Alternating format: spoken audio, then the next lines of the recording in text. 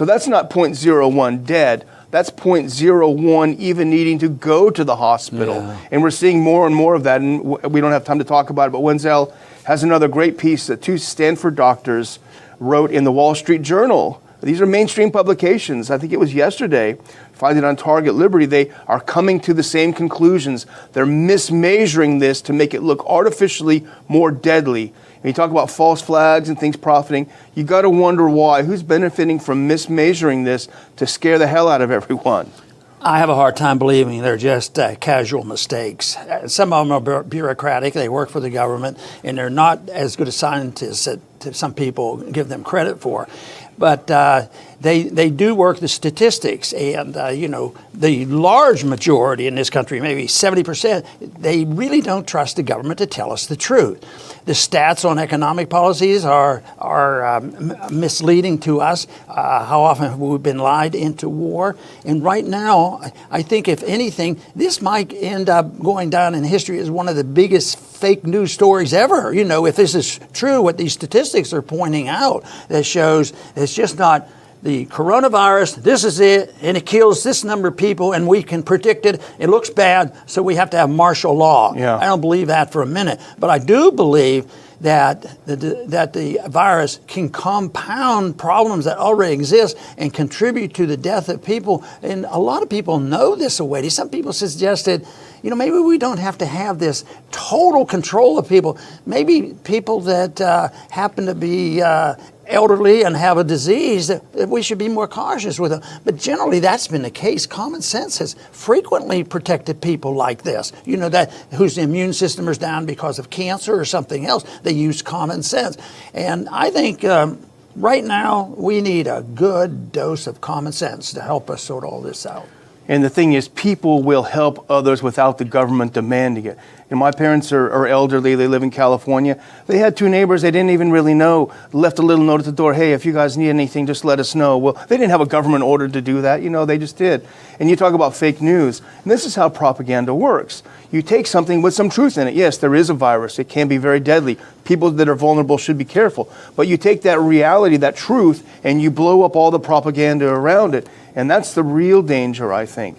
But I would just close with 2 things, Dr. Paul. First of all, Brazoria County, if you're listening, don't follow the others, because we're going to work hard to defeat anyone who puts us under lockdown next election. I'm not political, but I tell you what, I will do that as much as I can. And the final thing is, Dr. Paul did say, there's a lot of pressure to go along. There's been a lot of pressure for 40 years for Dr. Paul to go along, to get along, and he's never done it. He's always questioned what they say is the truth, and he's been proven right, pretty much every time that I know. Talk about the Iraq War, et cetera, Patriot Act. So, but there is a danger. Go along to get along. Just shut up. Just do what you're told.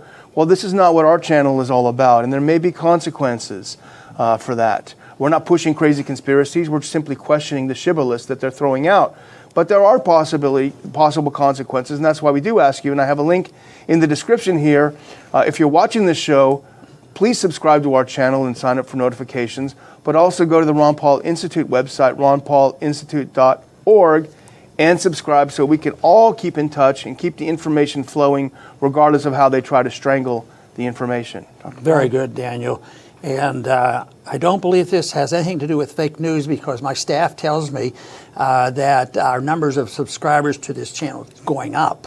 And that's good. That's good news. It's encouraging. We need that. So if you can help us in that light, numbers do make a difference, especially if they're honest numbers. I mean, we can't say we have 5 million people, but I also know that quality is important, and that's what we work for.